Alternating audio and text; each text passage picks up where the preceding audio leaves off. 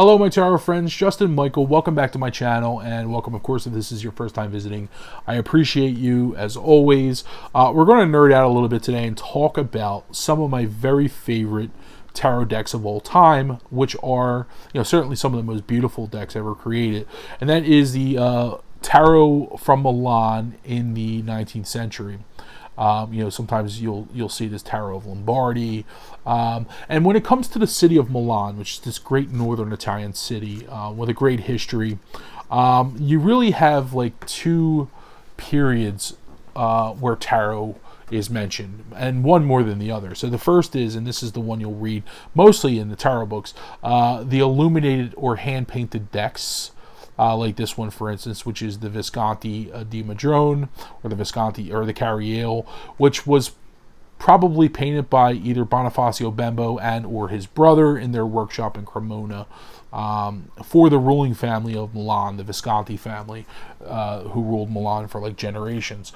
That's the very earliest tarots that we have on record. So, and there was always this belief that tarot originated in Milan for years and years.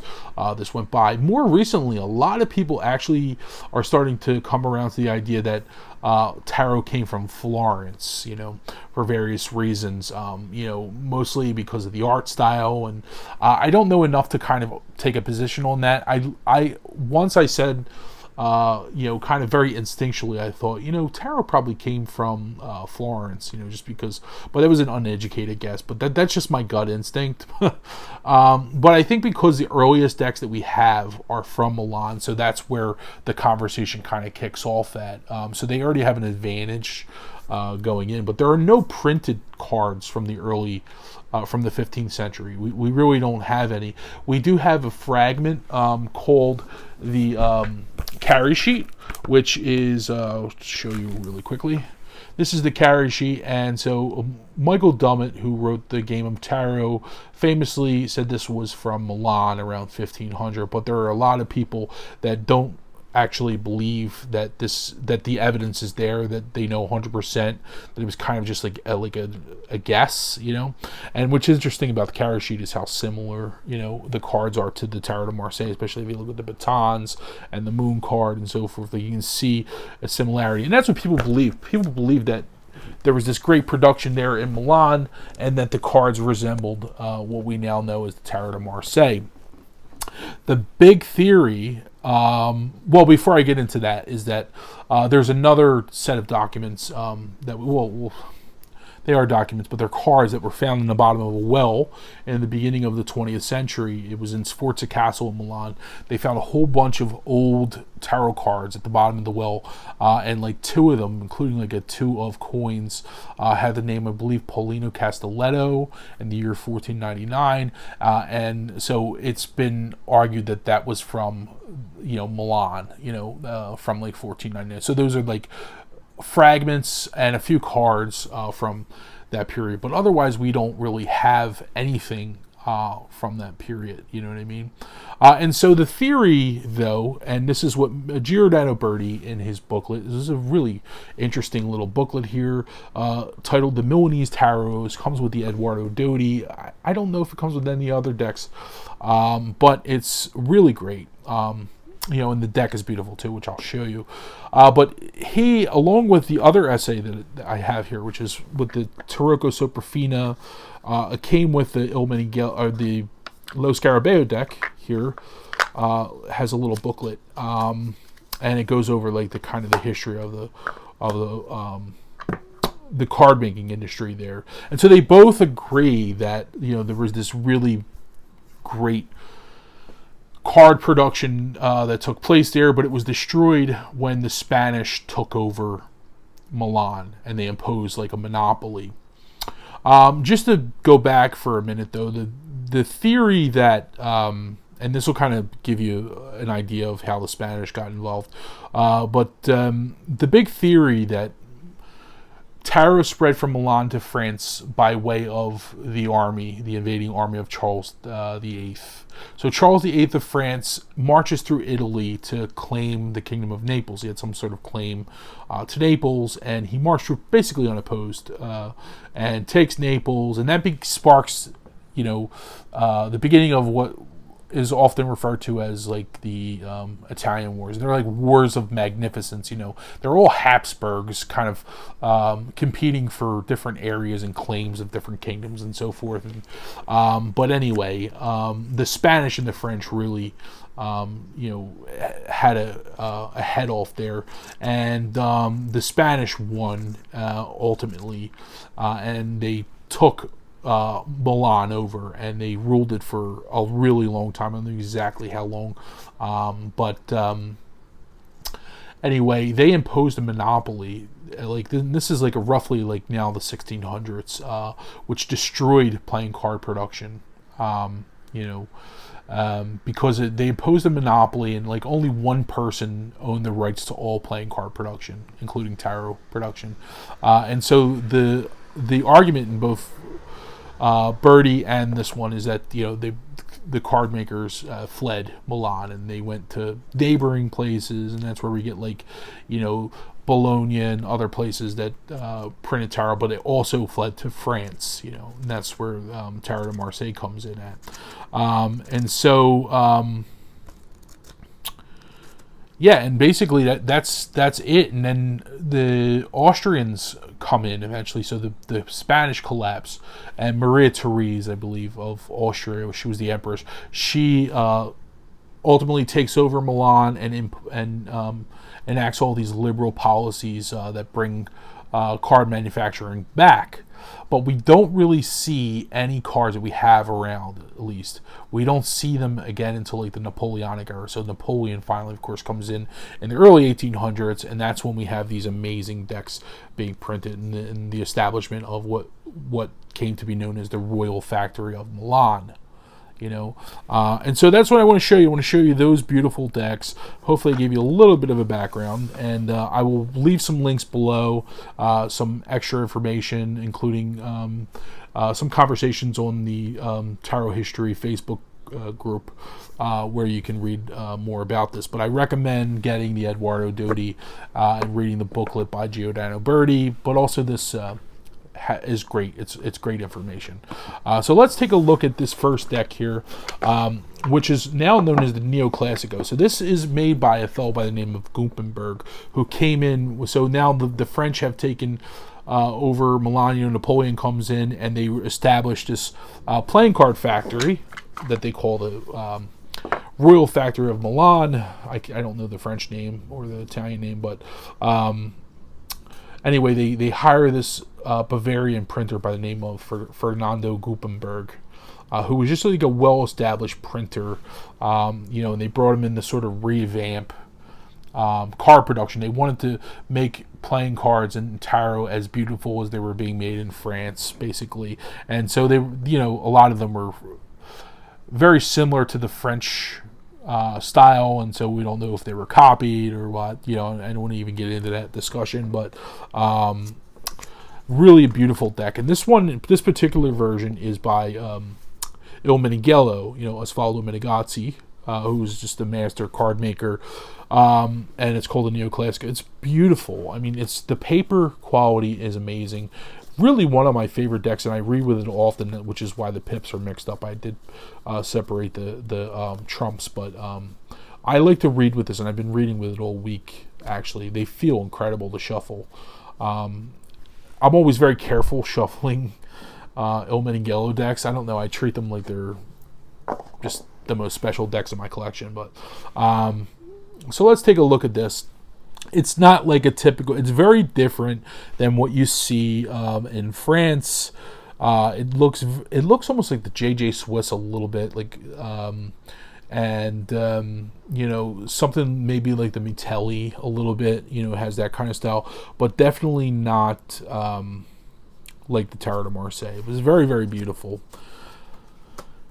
And the characters on the trumps are just like, this is not typical Bagato. This is some kind of traveling salesman with a box selling items, or something like a street huckster. Well, he's not a street huckster because he's too well dressed, and you get that real sense of the Napoleonic era with that amazing Napoleon type hat, and just beautiful. I mean, it's a very classic style. Kind of reminds me of some of the Minchiati decks that you see. it's in that style, and also copper plates. So the copper plates were used to print this, which meant that they can print finer and more detailed lines, and pick up like details that you wouldn't have in, say, woodblock printing. And that's what Gutenberg became really known for that. Very small cards as well. These are really, really small. I don't know the exact measurement, but just to give you an idea, here's a Tarot de Marseille. So, very, very small. I really like this hermit. It has a snake at his feet. Not exactly sure what that means. I tend to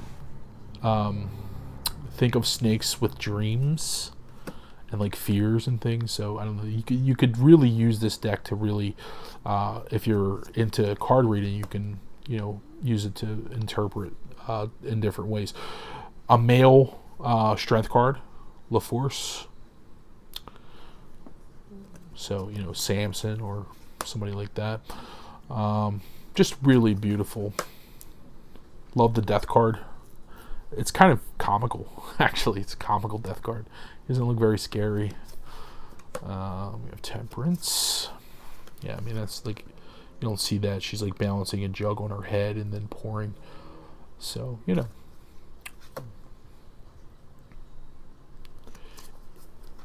The tower is interesting because you don't have lightning strike in the tower, where in most towers you have, the tower for me was always about lightning. And you look at like the early Italian decks like the Mitelli, it's a figure getting struck by lightning, or the Viville even has a shepherd hiding under a tree getting struck by lightning. You know what I mean? This doesn't have any lightning whatsoever, and it says La Tour, so it's not like La Maison Deux. It's copied directly from like a tower or something. So, that's really different and interesting, especially for this period. Beautiful star card. The moon, which is, it's interesting. You have like a full kind of circle here, but then a half face, so it's almost like it's almost like a type 2 in the TDM style, but kind of a cross between the two, really. And I like the sun card as well. You have the two cherubs dancing in the sun. So again, in a reading that kind of is useful. Also an interesting judgment card because you have like people burning in flames. So is the angel kind of condemning them to hell, or is she rescuing them from hell with the trumpet? I don't know. Because typically it's the dead rising, but like, why are they in hell? It's like judgment, and that it's a scarier judgment card in a sense. And then we have the world, beautiful world card in the classic style. Now, like I said, the pips are mixed up, so we're just going to look through quickly. Beautiful cups. I love this design on the 4 of cups, the sun and moon. It brings like a nice sense of balance and stability. You know what I mean? It really is nice for reading. But it's mostly simple pips. You just have swords and not like fancy decorative kind of swords. They're decorative and fancy in their own way, but not like the Tarot de Marseille. And then you have the coins with the faces. Like I said, it's very similar to what we see in the Minchiati decks. Very, very beautiful. So, and this is one of my favorites. Also, the card quality is just amazing. The core cards are beautiful. So, I mean, 2 anchors and the 4. I like that, Again, and there's like a caduceus there. I mean, I really like that for the 4 of coins. Very, very cool. Let's see what they do with the cups, if I can find them. I probably passed it. That's all right. Very, very beautiful. So that is the NeoClassico. And this was the earliest deck that he has in my collection. It's 1810 roughly. So now we're going to have... you have 2 more types from Gutenberg. You have the Soprofino, which is copper plate style, which is arguably the most beautiful deck ever created, in my opinion. And then he also has like a woodblock style too, which I'll show you, which is like a simpler. So you had two versions. You had like a fancy kind of more expensive deck, more luxury pack, and then you had like the less luxurious woodblock, not as nicely painted and so forth, which are called like tavern decks. These are the two styles that you'll see. I'm going to actually do a comparison with this and something else in a little bit, so I'm going to set that aside, and we're going to look at the fancy one first, which is the Soprofino, which is one of my favorite decks of all time, and I have 3 in my collection. Obviously, I'm not going to do a full comparison here of all of them, but I do want to show them to you because I love each and every one for different reasons. This deck here is my first Soprofino ever, and it's actually the earliest of the 3.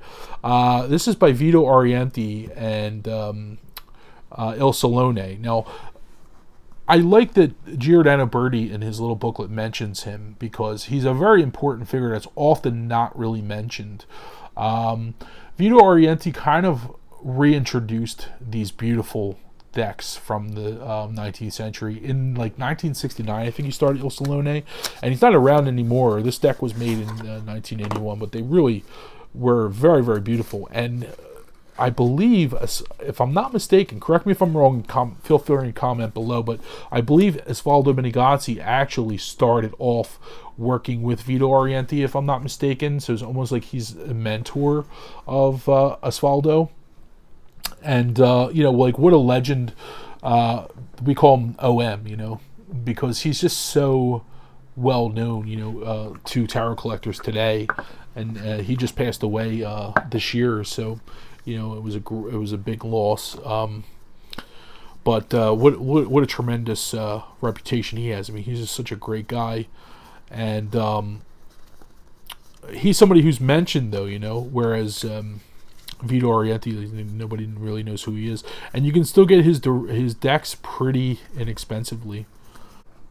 Okay, so I had a little scare there. I had to find my my Omato.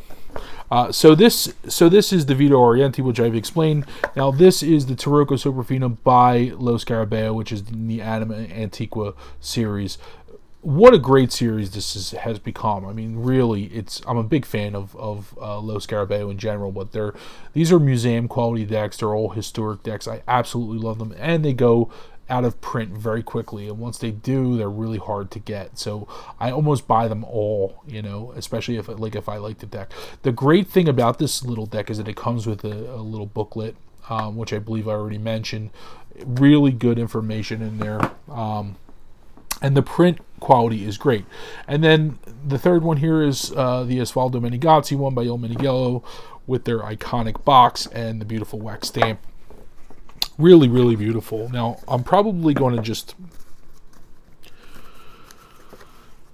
I'm not going to flip through the entire thing, but I do want to show you just a couple cards just to give you an idea of the difference in case you want to get a copy. This is probably the least, it's the most dated. It's from 1981. The printing technology wasn't great back then, and it was really early. I mean, there weren't any decks. I like this for my collection for that purpose, but, and the paper is, not anything fancy like this. This paper is much fancier by Il Meneghello. It's, basically, very thin kind of cardstock, nothing fancy, but it's adequate. I mean, it's not bad. I like having it, and it's certainly an important historic deck, as a collector. This one is like I said, it's that most of their cards come in this kind of cardstock. It's like their museum quality. Lo Scarabeo, really, really nice. It shuffles nice, and I'm not as afraid to kind of ding this one up. I read with this one more than these two. These two other ones are more for my collection, but you can see each one is sort of different. Probably my favorite is the Il Meneghello. Just a much, I don't know, there's something about Il Meneghello. They just do beautiful cards. But all 3 of them are kind of cool, so And so this deck, you have more of a cobbler. And again, this is the copper plate printed. So, much better details, the shadows and all the fine little details, and even in the coloring. It's some of the best it's ever been done, I think, in my opinion. And this is like pre-industrial. So getting close to like, the industrial style printing. And this style of printing in Italy kind of lingered for a long time. Even when like the Industrial Revolution happened, like they were still making cards in this antiquated way, but anyway, just really one of my favorite decks of all time.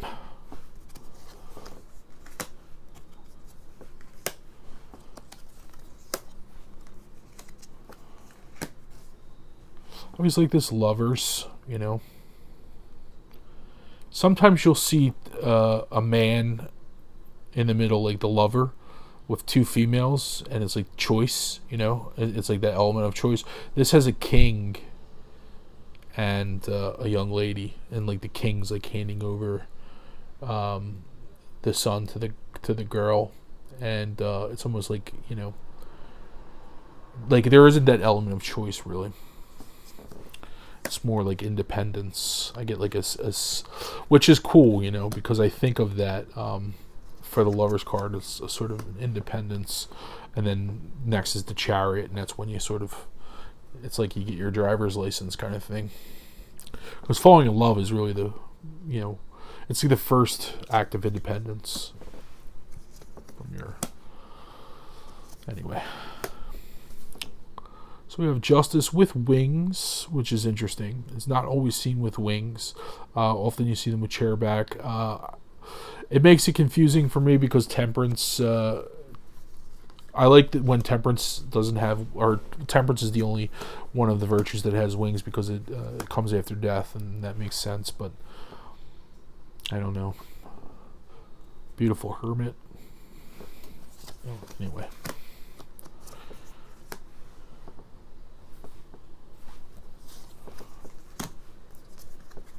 I think if I had to choose the most beautiful historic deck of all time, it would be the Soprofino. I know there are some people that are like, no, the NeoClassico is better, but I think that the Soprofino is just some of the best work ever. It's really a work of art,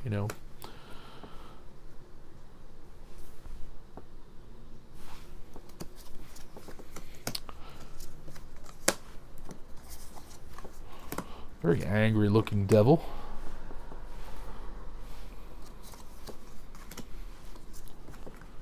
Okay, and a very violent tower, being blasted apart. So what happened was, I think that Gutenberg wanted to update the other deck, the NeoClassico. He wanted to update it with the times and so forth. And that's why they came up with this deck. But the little booklet by Giordano Dodie shows some of his other work as well. And, I'm really simplifying and generalizing the history. But I'd love to hear from you if you have any knowledge or comments about anything. Justice. We have the Dead Rising again. And look at, this beautiful, this world card. Look at the colors on there. Just imagine that that's hand printed. Or hand painted rather, I think they did use some kind of stenciling, but it was like a very careful stenciling. And like I said, these were luxurious luxury packs. So, but anyway, very beautiful. So we're not going to go through all the pips on each card. There are some differences though. With each version, some of them have stamps and others don't, and so forth. But I'm going to just flip through quickly on here just to show you. Very Tarot de Marseille looking, very, very TDM. Lots of those beautiful decorations and so forth. Just spectacular. Beautiful quartz. I love the coins, Very cool. So that is Taroka Superfino. And these decks are available, I believe, still through Meneghello. I believe the Soprofino is now in reprint again. If not, hopefully it comes back. But you can check. I've seen it around pretty recently, so it's still available. The next set of decks I want to show you are... so now, once Gutenberg... and he eventually buys the place, and I think that's when this Soprofino comes about. I think after Napoleon, the downfall of Napoleon and so forth, he buys the shop from the Royal Factory in Milan, and that's where those decks come in at. But he did some other variations too, which like woodblock decks, and this is the woodblock deck that I have in my collection, which is really, really beautiful. But after he dies, Gutenberg, I think Eduardo Dodie comes in, and he bought the I don't know if he bought the shop, but he took over at some point, and so that's what this is. This is actually the son of Eduardo Dodie. This is Eduardo Dodie, but it's printed in 1865, so this is like 30 years later. But I just want to pull it out because it's very similar. It's very similar to many other decks that you'll see, in that time period. But the same basic design. Dodie used Gutenberg's designs, except he made some changes, mostly political, it seems like, but they were folded over. You can see the folded over edges. This is actually printed. This one's printed by Deviant Moon, Patrick Valenza, and he's become a really respected, in my view, historic, like, producer of facsimiles. I really like his facsimiles, the last few especially, and now he has another one coming, which I backed, the Tarot Epinal. So I'm excited for that one as well. And you can see it's a facsimile. Like he purchases these decks and then copies and prints them himself directly from the card, which I really like. I think it's really cool. So anyway, we're gonna take a look here, and this one is an older, I believe out of print now, but this is the older Gutenberg by Meneghello. So yeah, it was printed in '95. The cardstock is it's actually laminated. This one, it's different than anything I have of his, but it's interesting. They're a little sticky, not as nice as his quality now. But anyway, we're going to take a look at these two. So this is 1835, roughly a few years after Soprofino. Or no, 1840. What is it? Let me see. Where's the box? 1840. Yeah, 5 years later. So 1840, 1865. So 25 years. Okay. Yeah, so I mean, for the most part, it's very, very similar, and these are woodblock. They look very Terre de Marseille, very Terre de Marseille. Now, what's interesting here is you look at the Empress. In the Gutenberg version, you have the Holy Roman Empress shield, the double eagle or whatever. It's blank here. The reason is they had a bit of a grudge against like imperialism. This is in the post-Napoleon Revolution. Post-Napoleon period, so they've taken that out, so it's pretty interesting that they would do that. And here's the Emperor, same thing here, so you have that Holy Roman Emperor shield, whereas here you just have like a lion or something, so, but very interesting, that they made those changes. So. And the Pope.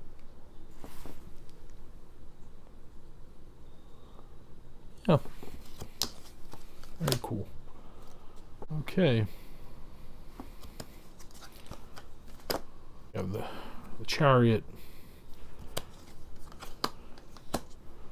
Justice.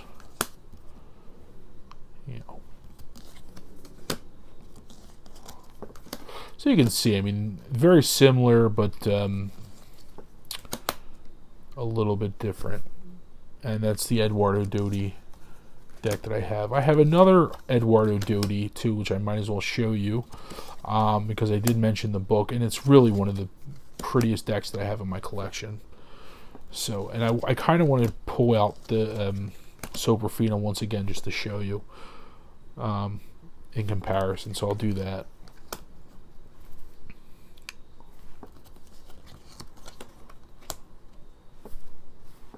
I apologize if this is going to be a long video, but you can always fast forward. Okay, so that's all I'm going to show you. The pips, very, very TDM looking, much more so than the Soprofino and so forth. But really, really cool little decks, important decks in my opinion. This is still available on Deviant Moon, which I'm going to link below. I've come to really like Patrick Valenza's little historic collection. So, I'd like to give him a little shout out and put his link below. And check out his the newest deck that's coming out too, which I'm really excited for. It's not the Epinal that came from Grimaud. He has managed to get a copy of the deck that the Grimaud Epinal is based on, and he's doing that, which is really exciting. So I'm so glad that that's happening. Very important for us tarot nerds. So, okay, so this is the Eduardo Dodie, 1862, much later. This is Theodoro Dodie worked for Gutenberg. This is Theodoro's son, Eduardo, took over the shop, and this is printed 1862. This is Giordano Berti. Comes with this beautiful, really informative booklet, handwritten notes. I mean, Giordano is he's just a gentleman. I really like him. Such a nice guy, and his products are they're beyond comparison, maybe the only thing that compares is Il Meneghello, but his are much nicer in certain ways, but they're also more expensive too. So you get this hand-signed card. This is 129 of 900, I believe. It's either 1 or a 7. I think it's a 1. And so this is a later version of the Soprofino, basically. And you're going to see the same type of changes,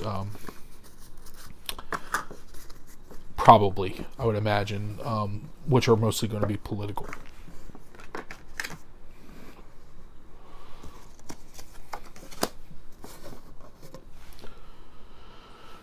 So you have that cobbler, and I'm going to do this kind of quickly just to show you. The Dodie is just a beautiful deck. It's so beautiful. It may even be prettier than the Soprofino in a lot of ways. Okay, yeah, so the eagle's missing on the shield, and that was because of, anti-imperial sentiments. So, different emperor. And there were several of these decks, that were made by various different printers. These styles were basically copied from Gutenberg. They were copied in various locations. That's why you'll see, some of these decks in other regions, being made in other regions. I mean, there were probably hundreds of card makers that copied the style. And, we just don't have any of those cards because they're all went by the wayside, But just really beautiful. And the card quality of the Dodie is it's stellar. Anyway. Peso.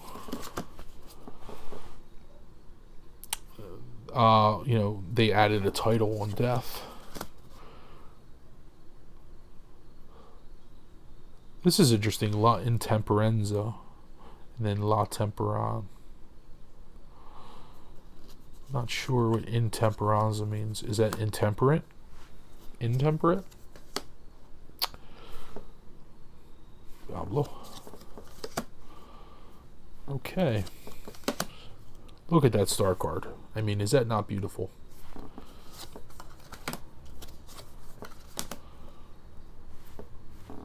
I'm sorry this is the second time you're seeing Soprofino, but I didn't know. I was not pulling out 4 decks, sorry. So I could have probably did this a lot better, but look at that world card. Wow. That Dodie is just That's a beautiful deck. Look at that. Look at how clean the images are. It's so pretty. Wow. There we have it.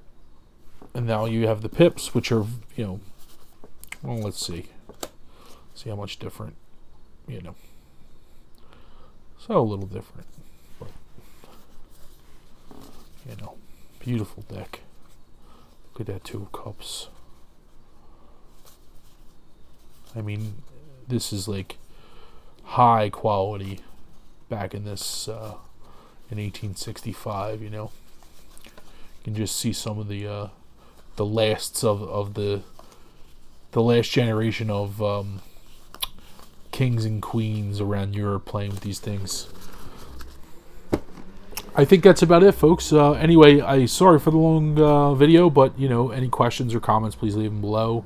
And love to hear from you. Until next time, everybody. Love and peace. Bye bye.